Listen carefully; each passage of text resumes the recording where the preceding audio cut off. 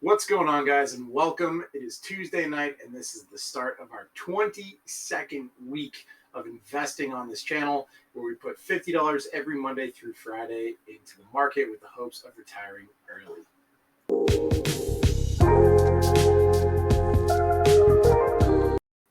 All right, so first things first, we're going to take a look at the channel tracker and kind of see what's going on with the balances and the dividend payouts and all that stuff. How much money are we getting paid, or how much money have we been paid? Also, I got a haircut. Feels pretty good. It's been a while since I got a haircut. Definitely since before I started keto, but we're almost coming up on 1 month of keto, so feeling pretty good. Hopefully, I look a little bit better. I feel a little bit better. But we're going to dive into the channel tracker, and then right after, we'll take a look at Seeking Alpha and what's going on with our holdings. All right, so we're going to follow this blue line right across here. Today is Tuesday, May 30th of 2023. So the reason we're doing this today is because the market was closed yesterday, and I felt like it would be silly to make a recap of something that we already talked about on Friday. The market wasn't open, so it's kind of just a waste of time, in my opinion. Today's Tuesday. It is what it is. So I'm at 269.4 pounds. I also weighed myself in the middle of the day, so I'm optimistic I might weigh a little less than that. But my starting weight when we started keto at the beginning of the month was 289.6. So we are officially down 20.2 pounds. So we've lost 20.2 pounds so far this month since starting keto. Friday is the last day, or that's the day that we're done with keto. So I got a couple more days to hit my reach goal of 265. So hopefully I can hit my reach goal of 265, but my goal that I really wanted to hit was break 270, and we have done it. So that's really exciting. Total weight loss for the year, we are down 29.3 pounds. So since we started this channel, we're down 29.3 pounds, which is awesome, and I feel really, really good about that. Our investment balance, we're at $6,025.09. So we have broken the $6,000 mark, which is stellar. We're not even in month 6 yet, so that feels good. It feels good to be putting away more than, or at least have accumulated more than $1,000 a month, which is great. Dividends earned. So we're still parked here at this $55.57 of total dividend income. Dividend income. Whew, there we go. But we do have a couple dividends that are coming up in the next week or two, so that number should jump fairly quickly. We should see a pretty big jump. Total growth, we are down $25.24 over all time on the portfolio. We'll take a look at why.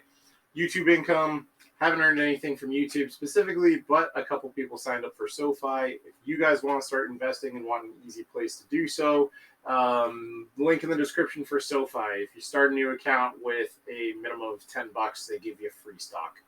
So that's worth doing. I'm not a wealth manager, credit counselor, or financial advisor. I'm just a triangle shaped firm. Total subscribers, we picked up some subs. So we're at 1771 to the new and the old subscribers. Thank you and welcome. Total views, not a lot of views since Friday, but again, this is like a long weekend, so I think everyone in the country was at a cookout. So we had 200,797 total views, and our total watch hours jumped by 4. So we're at 3,797.6 total watch hours. Once we get to 4,000, then we can start getting paid from YouTube, and maybe we'll see some more value than just emotional support from YouTube. You guys are awesome. I would love it if YouTube kicked in and threw me a couple bucks, but we'll get there. Again, not the point of this channel. Anywho, now that we've gone over that, let's take a look at what's going on with the portfolio and, where the money's coming, where it's going, and all that. All right, so here we are in Seeking Alpha. This is where I like to track my portfolio. It's a great tool, guys. I should get an affiliate link with them because realistically, Seeking Alpha is a sweet product. There's a lot of good news and all that kind of stuff in here. So if you want to keep up to date, Seeking Alpha is awesome. I'm gonna see if I can get an affiliate link somehow and throw it in and get a discount code. I'll reach out to them. Anywho, so I have everything sorted here by value. SCHD leading the way. That's Schwab's U.S. Dividend Equity ETF. We are finally back on the climb with SCHD, which is awesome because it's been pretty rough over the past couple days. But we are now at $1,024 there. That's 14.59 shares, and that share price is back over $70. We're really looking for this to jump up to like 75, but it is what it is. Forward dividend yield at 3.39%, which is great. No dividends coming from that in the immediate, but it is what it is. Maybe next month. Realty Income Corporation, ticker symbol O, also just broke the $1,000 mark, so that's pretty exciting as well. That's 16.99 shares at $58.92 per share. It is very, very low priced. I've said this in the past. My barometer for whether or not it is a good buy or just a great buy on Realty Income is if the dividend yield is above 5%, that is a time to buy. Again, I am not a wealth manager. I'm just a guy on the internet, but this is how I personally look at Realty Income. All right. They do have their dividend snapshot coming up tomorrow, which is awesome. And we'll be getting our dividend payout on the 15th of June. So it'll be good to get paid on that, especially now that we have a sizable amount of shares. I mean, 17 shares is not a lot of shares, but it's a real amount of shares. I mean, that's actually, we're going to see some pretty legitimate dividend payouts from Realty Income Corporation as time goes. And I'm loving that this price is so low because that's going to go just that extra mile in getting us more free shares. JEPQ, JP Morgan NASDAQ Equity Premium Income ETF. If there is a stock pick of the century, it was this one. So we have $819.37. That's 17.32 shares. And the price here is $47.32. This has skyrocketed, guys, since we started buying it. So for those who are new, SCHD and Realty Income Corporation, we put $10 every Monday through Friday into these two stocks. And then like Pepsi through AT&T, we put $5 a day. The way that we buy JEPQ is by selling options. So or buying options. When we make options premium, so when we earn money on options contracts, that money goes into JEPQ. And that's how we've built this position over time. I'm just surprised that we've made as much money as we have and that we have as much JEPQ as we have, to be honest. But yeah, because options are like you either hit it out of the park or you just lose your money, or at least the way that I trade them. So like right now I'm losing money on a Pepsi option, but that's okay. Dividend yield 12.27%, which is just stellar. I'm very much looking forward to what this dividend is going to look like next month. This is a monthly payer, so they will update us in the next couple of days of what that dividend is going to be and when and how they'll pay it. But year-to-date performance, guys, we're up 16.03%. Or I shouldn't say us, but JEPQ is up 16.03%.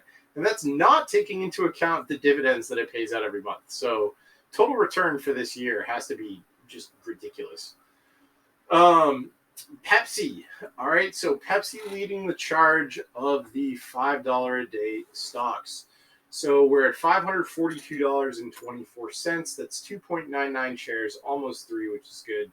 And the price keeps falling. I'm not really sure why either. So it's $181.61 per share, right? $181.61 per share. This dividend yield is up to 2.76%, and that is stellar. Like, that is unbelievable. So that's really good to see. I just don't know why the price is so low. But they're taking their snapshot for their dividend in the next day or two, or next couple days. So, we'll be getting paid in a month a decent chunk of Pepsi. They pay quarterly, and I think they're paying like $1 or something. So times $4. We'll see. I forget exactly what it is, but it's still pretty good. Now, JP Morgan Equity Premium Income ETF. So what's the difference between JEPI and JEPQ? JEPI's been around a little bit longer, and it's a little more diversified than JEPQ is, basically. But we have $540.03 there. That's almost 10 shares, 9.99. The price of JEPI has just been stable as can be at $54.05. For dividend yield now at 9.41. So this really hasn't changed. JEPI seems like they've gotten into that like slow and easy mode of let's just pay 44 cents ballpark every month. It seems kind of like what they're doing. They have increased their dividend payouts year over year for the past 2 years, so that's good. And we'll see what our dividend payout looks like in the next couple of days or in the next week or two. BlackRock jumping past Procter and Gamble. Okay, this is something that I did not expect to happen right away. But we have $526.21 of BlackRock.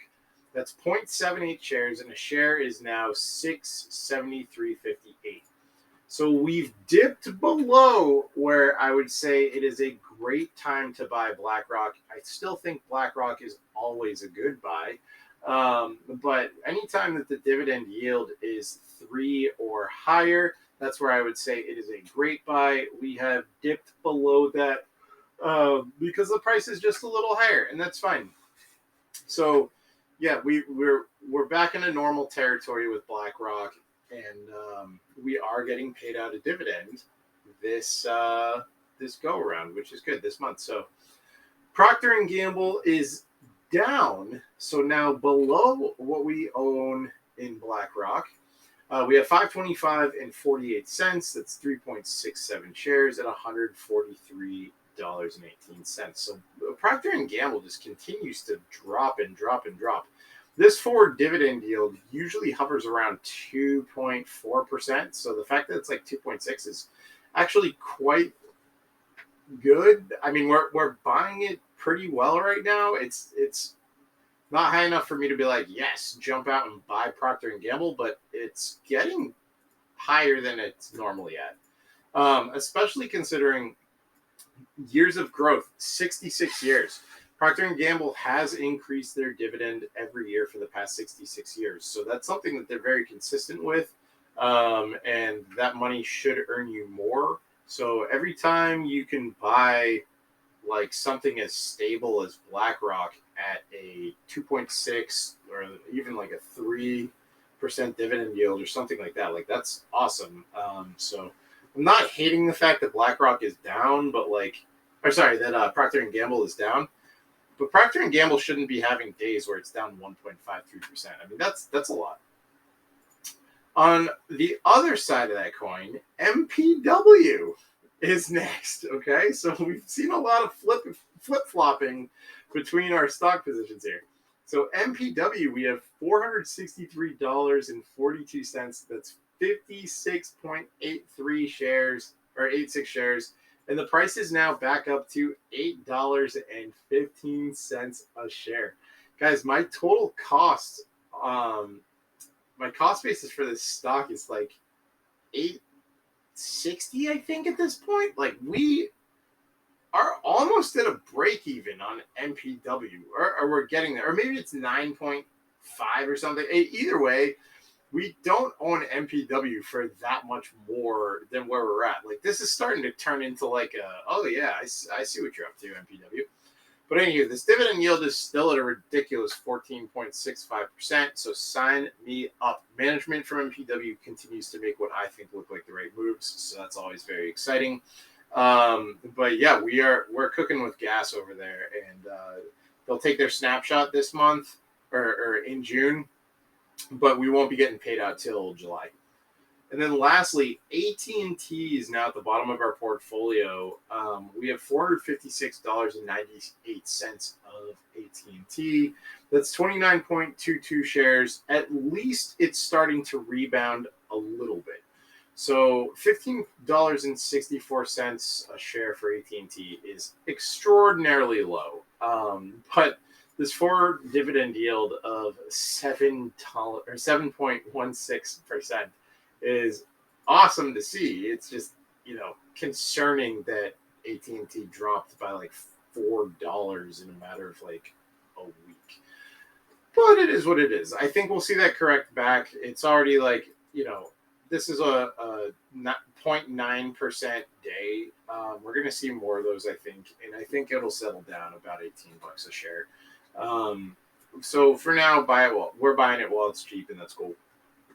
Down here, I've got 2 wildcard stocks, and then I have a call option or 2 contracts that I'm probably going to lose money on. But aptly, so this is a new fund. It just came out. Yield Max Apple Option Income Strategy ETF. And then Tesla, Yield Max Tesla Option Income Strategy ETF. So these 2 funds are ridiculous. I cannot advise anything on them. I would never tell anyone to go buy them and make this a staple of their portfolio, but I am intrigued and I want to see what happens with them. I also might do something crazy and buy some with margin as an experiment to see if a ridiculous stock with a crazy dividend yield can outperform the margin interest. I'm not sure if I'm going to do that because it is a little ridiculous. It's kind of clickbaity, but like I kind of like it at the same time. But I'd rather do it in this portfolio than like my actual personal portfolio. But yeah, we're gonna see what happens with that. Whether or not I actually pull the trigger, and whether or not NAV is or the price of the stock is close enough to NAV. Anywho, so we have $64.53 of Aptly. That's 3 shares. The shares are $21.51. This is brand new, guys. This fund is brand new. They're estimating it's going to pay about a 50% dividend, and then it's going to pay monthly. So if I get a 5% return on this on like a week, that's ridiculous. On the same token, Tesla is the same thing. You can see they have a 35.69% dividend yield. I've got 2 shares or 2.07 shares. That's $31.65 dollars or $31.65 at $15.32 per share. So I have, and just to put this in reference, guys. So I bought Tesla before. We had 2 shares. I now have 2.07. That means that last month, my dividend payout was 3.5% for that one payout last month. All right. So, I'm not advocating for go run out and buy a bunch of Tesla. I think that's a bad thing to do, but like, it's pretty good. You know what I mean? I think it's crazy. And so, like on my account, my margin rate, because I don't use margin. I'm not a margin guy. But my margin rate on Sofi is actually only 8.5%, which is like really, really good. That doesn't sound good, but for right now, it's very good. And it's really tempting to not just like buy $1,000 of margin for Tesla and pay 8.5% and then earn 36% and pay off the margin, or just sell the shares and keep the 36% worth of stocks. You get what I'm saying? The little margin arbitrage. I'm not sure though. That's outside of my comfort zone of trading. I don't like to do things like that. But we might do it just because it's YouTube, and why not, right? But I don't want the rest of the portfolio to like fly off the handle. Like, we're not going to do anything, and I would never do anything that would risk me getting margin called. Or if I get margin called for $1,000 for some ridiculous reason, I can just Venmo them or wire them money. So that's we're not going to blow up the portfolio on ridiculous Tesla options, okay? Guaranteed. Or Tesla margin purchases. The last one I have here is a Pepsi call option. So this is the option to buy 100 shares at $187.50 on Friday. So guys, with that, I don't know why Pepsi is down, so I bought this. I thought it would be a good income generator, and then it continued to go down. I think there's a possibility that could still actually happen. I have 2 shares of this. Right now, they're each worth $4, or they're each worth $2. But if we do get like a 3% gain on Pepsi over the next 3-4 days, yeah, we'll make money. But I think that this was just a bad call. Sometimes you make bad calls, and I definitely made a bad call with this. Or at least right now, it looks like a bad call. I'm going to stick to my guns and stay to my convictions and see this Pepsi call contract through. If I can get like $50 for the 2 contracts, then I probably will take it. But I think I paid $32 for the contract. So if I lose $32, I lose $32. It is what it is. But that's pretty much what's going on. And yeah. All right. So I officially just put into become an affiliate of what's it called? Seeking Alpha. You can see it's darker outside than when I made the video. So I was like, I really should jump on that. Something that I recommend anyone do, if you have an idea, just jump on it. Like, do your research. If it doesn't cost you anything, it costs you an hour of your life, just do it, right? Otherwise, you'll forget, and then you won't do it. So I wanted to just jump on it and do it, and that's that. But yeah.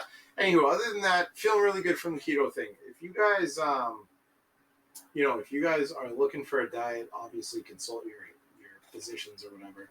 It is getting extraordinarily hard for me to stay on keto for this long. Like my gut was killing me the other day. Last night for dinner, I ate a bag of broccoli florets. That's what I had for dinner. It was 16 grams of carbs, and that was my carb count for the day.